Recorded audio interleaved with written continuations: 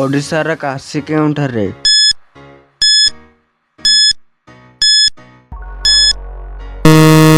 ସଠିକ ଉତ୍ତର ହେଉଛି ଭୁବନେଶ୍ୱର। ପରବର୍ତ୍ତୀ ପ୍ରଶ୍ନ, ଓଡ଼ିଶାର ଗଦା କ୍ଷେତ୍ର କେଉଁଠାରେ?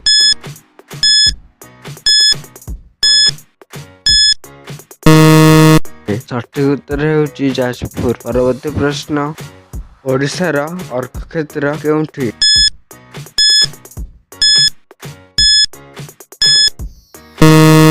ଏହାର ସଠିକ ଉତ୍ତର ହେଉଛି କୋଣାର୍କ। ପରବର୍ତ୍ତୀ ପ୍ରଶ୍ନ, ଓଡ଼ିଶାର ତୁଳସୀ କ୍ଷେତ୍ର କେଉଁଠି?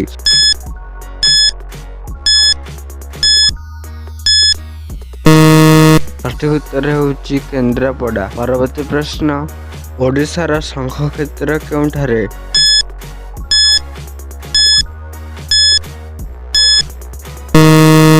ଏହାର ସଠିକ ଉତ୍ତର ହେଉଛି ପୁରୀ। ପରବର୍ତ୍ତୀ ପ୍ରଶ୍ନ, ଓଡ଼ିଶାର ଗଙ୍ଗା କାହାକୁ କୁହାଯାଏ?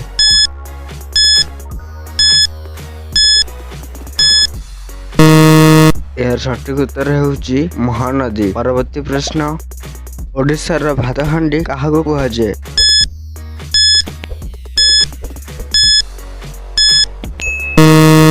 ସଠିକ ଉତ୍ତର ହେଉଛି ବାଲେଶ୍ୱର। ଓଡ଼ିଶାର ବିହଙ୍ଗ ବିହାର କେଉଁଠାରେ ଅଛି?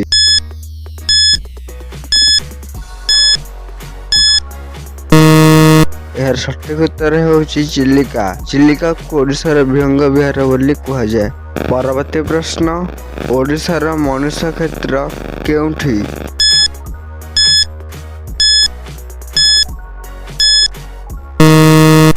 ଏହାର ସଠିକ ଉତ୍ତର ହେଉଛି ଆରଡି।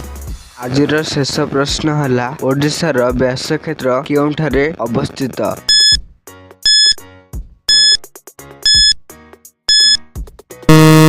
ଏହାର ସଠିକ ଉତ୍ତର ହେଉଛି ରାଉରକେଲା।